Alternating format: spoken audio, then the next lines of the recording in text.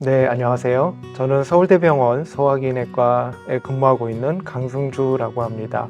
네, 오늘 여러분께 얘기해 드릴 주제는 만성 위축성 위염과 장상피화생, 위암으로 진행하는지에 대한 제목으로 한번 짤막하게 동영상 강의를 촬영해 보도록 하겠습니다.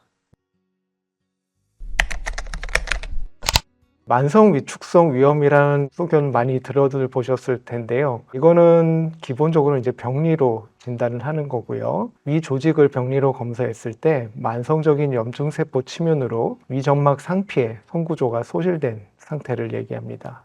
이 만성 위축성 위염이 조금 더 오래 진행되게 되면 장상피화생을 동반하게 됩니다. 여기서 이제 화생이란 말은 여러 하나의 계열로 분화된 세포가 이제 다른 계열로 분화되는 현상인데요. 이게 장상피로 분화되는 현상을 이제 장상피 화생이라고 합니다. 그래서 위축성 위염이 심하게 진행돼서 여러 위점막의 정상적인 구조물들이 파괴된 상태에서 위점막의 정상적인 상피가 포장의 상피 형태로 변화된 형태를 말합니다. 병리 소견으로 보시면은 좌측에 보시는 게 이제 정상적인 위점막일 텐데요. 오른쪽에 보시면 여기 투명한 대장이나 소장에서 보이는 세포들이 많이 보이는 걸 보실 수가 있습니다. 기본적으로 위축성 위염은 병리로 진단을 하는 거지만 내시경으로도 어느 정도는 진단이 가능합니다. 이 우측에 보이는 사진이 이제 핑크빛으로 보이는 정상적인 위점막 소견이고요. 왼쪽에 보이는 사진들이 이제 위축성 위염이라고 보시면 됩니다. 보시면은 우측과는 달리 위벽이 얇아져 있으면서 아래는 혈관들이 잘 관찰되는 모습을 보실 수가 있습니다. 그리고 이 내시경 진단으로는 위축성 위염이 어느 정도 심한지 그 정도를 파악할 수가 있는데요. 저희가 보통은 이 유문부에서 시작을 해서 위쪽으로 이렇게 위축성 위염이 진행을 하거든요. 그래서 여기 부분을 이제 C1부터 시작해서 위로 쭉 진행됨에 따라서 C2, C3, 그 다음에 O1, O2, O3 이런 식으로 위축성 위염의 심한 정도를 분류를 할 수가 있습니다. 장상피화생 역시 특징적인 내시경 소견을 가지고 있습니다. 여기서 보시는 이제 우측의 정상적인 내시경 소견과는 달리 이 왼쪽 위쪽을 보시면은 하얀 결절성 병변들이 보이는 걸 보실 수가 있겠고요. 그 중간 가운데 소견을 보시면 핑크빛으로 얼룩덜룩한 모양의 점막들을 보실 수가 있습니다. 요것들이 이제 장상피화생의 이제 아주 특징적인 소견들이 되겠습니다. 아까 얘기 드렸을 때는 내시경 진단보다는 병리 진단이 주 진단이라고 말씀드렸는데요. 원칙적으로는 이제 위축성 위염과 장상피화생을 병리 진단하기 위해서는 저희가 위에 5군데에서 조직 검사를 해서 진짜 위축성 위염이 있는지 장상피화생이 있는지 그리고 그게 이 밑에만 국한되어 있는지 위 전체로 퍼졌는지를 나누는 그레이드를 따지게 됩니다. 근데 사실 일반적으로 저희가 검진해서 하는 내시경을 할 때마다 이렇게 5군데 조직 검사를 하는 거는 너무 번거로운 일이기 때문에 사실은 요새는 이렇게 병리 진단을 하지 않고 내시경으로만 진단을 하는 경우가 많습니다. 그러면은 내시경 소견이 병리 진단하고 얼마나 일치도가 있느냐 보시면 아주 일치도가 높지는 않습니다. 그래서 보통은 60에서 70% 정도의 민감도와 특이도를 가지고 있는 걸 보실 수가 있겠고요. 위축성 위염보다는 특히 이제 장상피화생 같은 경우에는 그래도 내시경 진단하는 진단율이 굉장히 높습니다. 저희가 이제 보통 백색광 내시경하고 달리 MBI라고 하는 이제 특수 내시경을 소견을 보면은 거의 민감도 82%, 특이도 97%로 꽤 정확하게 장상피화생 소견을 진단을 할 수가 있습니다. 그러면은 위축성 위염과 장상피화생이 굉장히 흔하다고 하는데 어느 정도 흔한지를 살펴본 연구를 보시면요. 이거는 이제 분당 서울대병원 자료가 되겠고요. 소화기내과의 외래 방문자를 대상으로 아까 보여드린 병리 소견을 중심으로 해서 진단을 내린 소견입니다.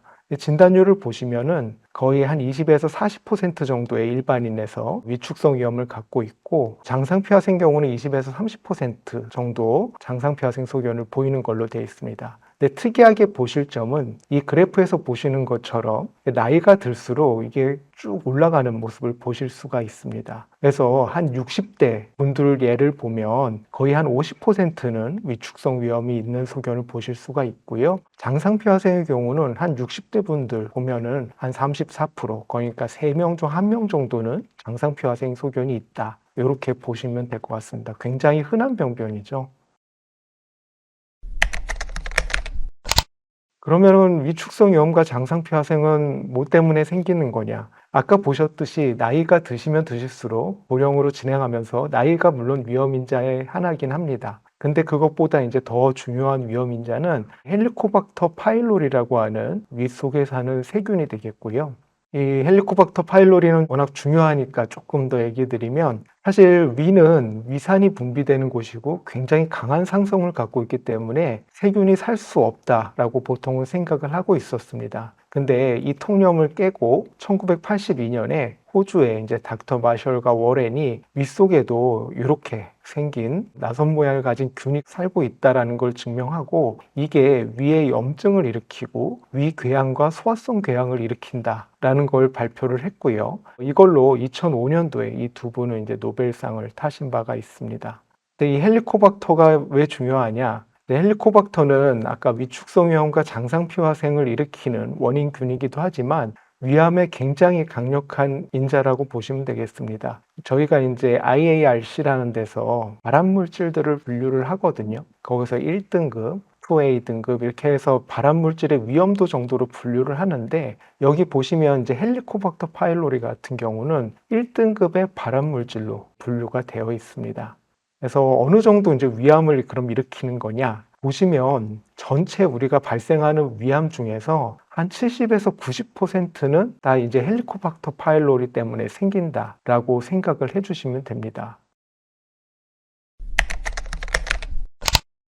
이 헬리코박터 파일로리도 우리나라에 굉장히 흔합니다. 현재 서울 지역을 중심으로 봤을 때 지금 유병률은 굉장히 줄고 있는 추세이긴 하지만 여전히 한 40% 정도, 일반인 성인의 한 40% 정도는 헬리코박터 파일로리를 가지고 있다라고 보시면 될 것 같습니다. 그러면 이제 헬리코박터 파일로리가 어떤 식으로 이제 위암을 일으키는지 조금 살펴보면요. 헬리코박터 파일로리가 들어가서 위에 만성적인 염증을 일으키게 됩니다.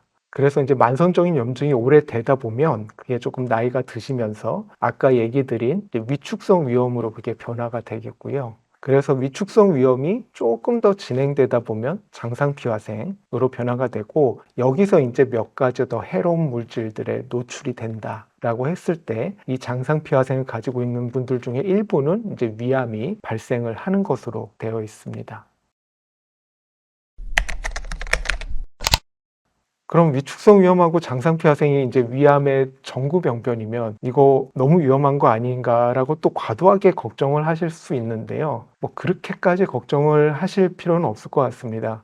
연간 위축성 위염을 가지고 있는 분들과 장상피화생을 가지고 있는 분들이 1년에 어느 정도 위암이 발생하는지를 살펴본 연구들을 보시면 위축성 위염을 가지고 있는 경우에는 한 0.2%, 그러니까 한 1000명 중 2명, 그리고 장상피화생의 경우에는 조금 올라갑니다. 이건 우리나라에서 한 0.5에서 1%까지로 올라가거든요. 그래서 1년 기준으로 봤을 때 장상피화생 가지고 있는 100분 중에 1분 내지 0.5분 정도 이제 위암이 발생한다라고 보시면 될 것 같습니다. 그럼에도 불구하고 여전히 이제 위축성 위염, 장상피화생은 위암의 위험 인자로는 알려져 있습니다. 그 위험도가 그럼 어느 정도 높아지냐? 이 연구를 보시면 장상피화생이 없는 성인에 비해서 같은 연령대에 장상피화생이 있다라고 비교했을 때 둘을 비교하면 위암의 위험도는 한 5배 정도 장상피화생을 가지고 있는 분들이 높은데요. 이거를 일반 성인에서 우리나라 위암 발생률이 1000명당 1년 동안 0.5명이거든요. 10만 명당 한 55명 정도 됩니다. 그래서 1000명으로 따지면 한 1년 동안에 0.5명 정도에서 발생하게 되는데, 장상피화생을 가지고 있는 분, 요거에 한 5배 정도 계산한다 그러면 한두 분 정도 더 조금 올라간다. 그래서 1% 정도 내외의 위험도를 가지고 있다.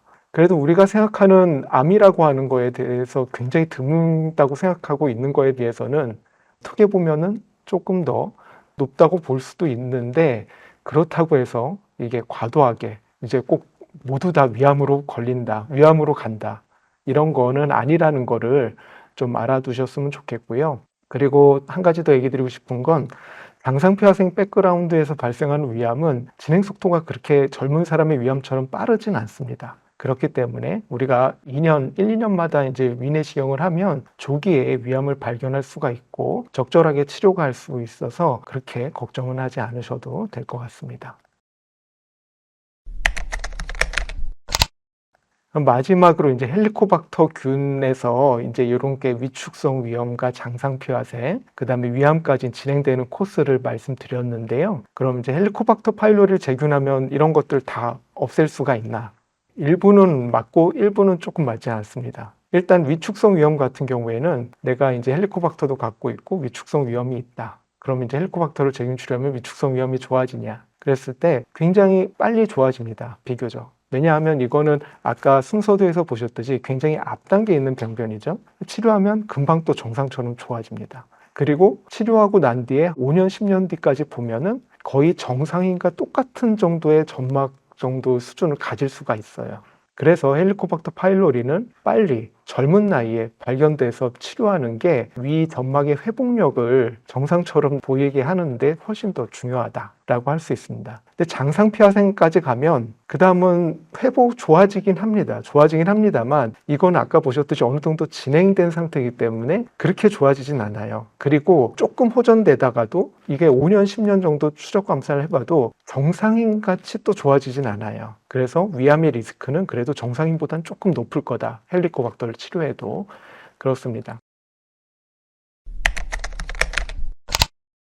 그럼 헬리코박터를 치료하면 위암은 그럼 어느 정도 줄일 수 있느냐? 이거 우리나라 국립암센터에서 한 무작위 대조군 연구인데요. 이건 헬리코박터에 감염된 위암 가족력이 있는 환자를 치료하고 나서 한 9년 정도, 평균 9년 정도 관찰을 했을 때 그 위험도를 한 절반 정도로 줄이는 것을 보실 수가 있을 겁니다. 그래서 러프하게 헬리코박터 치료를 하면 위암 발생도 절반 정도로 줄일 수 있다라고 보시면 될 것 같아요. 그래서 따라서 이제 강조해드리고 싶은 건 저희가 이제 2년마다 위내시경을 하면서 병변을 위암을 빨리 발견해서 빨리 치료해서 조금 더 진행되기 전에 막는 거를 저희가 세컨더리 프리벤션, 2차 예방이라고 하죠. 빨리 발견해서 암을 치료한다. 근데 그것보다도 조금 더 중요한 건 프라이머리 프리벤션. 그러니까 암을 아예 안 생기게 하는 게 어떻게 보면 예방에 더 중요한 거거든요. 그런 의미에서 헬리코박터가 있으면 그걸 치료해 주시는 게 1차 예방에서 더 중요한 포션이 요소가 되겠다라고 말씀드릴 수 있을 것 같습니다. 그래서 요약해드리면 만성 위축성 위염과 장상피화생은 고령으로 갈수록 흔한 병변이고 헬리코박터 때문에 생기고요. 위암 발생의 고위험군으로는 정의할 수 있지만 아까 보셨듯이 뭐 그렇다고 해서 위암이 아주 많이 생기는 건 아닙니다. 그래서 일단 고위험군으로는 정의는 해볼 수는 있겠습니다. 그리고 헬리코박터 제균 치료는 이제 만성 위축성 위염도 호전시킬 수 있고 위암 발생과 위암 사망률을 다 줄일 수 있기 때문에 진단이 되시면 그냥 제균 치료를 하시는 게 권장됩니다. 그리고 이것과 관련해서 이제 몇 가지 좀 질문을 저희가 리스트들을 좀 뽑아봤는데요. 1번은 주의할 점과 나쁜 병으로 더 진행하지 않는 방법. 아까 말씀드렸죠. 헬리코박터를 치료하면 위축성 위암과 장상피화생도 호전을 시킬 수가 있고 위암도 발생도 절반 이하로 줄일 수가 있습니다. 그 다음에 2, 3, 4, 5번은 흔하죠. 이게 기능성 소화불량이라고 그래갖고 속쓰리고 그 다음에 여러 가지 뭐 소화도 안 되고 소화불량도 있고 꺽꺽거리고 그런 여러 가지 증상들이 있다라고 하는데 이제 위험과 관련이 있느냐라고 이제 여쭤보시는 질문들이 많은데요. 굉장히 복잡합니다. 그거를 저희가 이제 속쓰림, 소화불량 이걸 기능성 소화불량이라고 하거든요. 근데 물론 이제 여기 보셨듯이 헬리코박터 파일로리도 그 원인 중에 하나가 됩니다. 근데 이 기능성 소화불량은 굉장히 여러 가지 요소가 다 여기 결부돼 있어요. 스트레스를 받으면은 뇌에서 이제 여러 가지 ACTH 같은 호르몬이나 베이갈 러브 같은 것들이 위에 자극을 줘서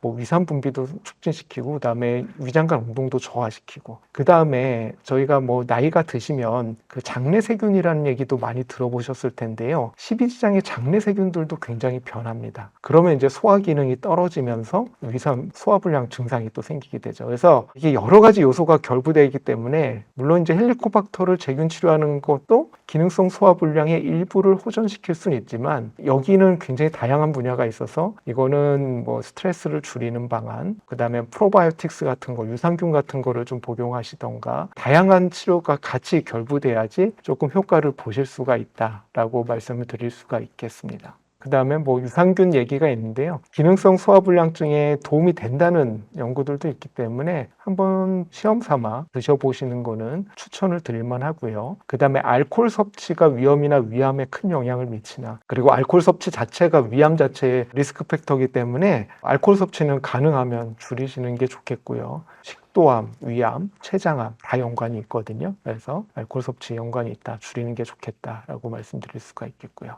그 다음에 식도염이나 천식 관련된 건데 이 헬리코박터 균이 있는 경우는 이게 여러 가지 가설이 있는데 보통 천식이나 역류성 식도염은 이게 위생이 되게 깨끗하거나 오히려 이런 쪽이랑 있는 분들이 많이 걸리시는 질환이거든요. 헬리코박터랑은 오히려 또 역의 상관관계가 있는 질환입니다. 그래서 일부 연구에서는 헬리코박터 제균을 많이 하면 천식이 오히려 많이 생긴다라는 연구들도 있는데 아직 그거는 확실하게 증명되지는 않았습니다. 그래서 오히려 이쪽은 두 개는 관련이 없다라고 보셔도 되고 오히려 약간의 역의 상관관계도 있다. 이렇게 보시면 될 것 같습니다.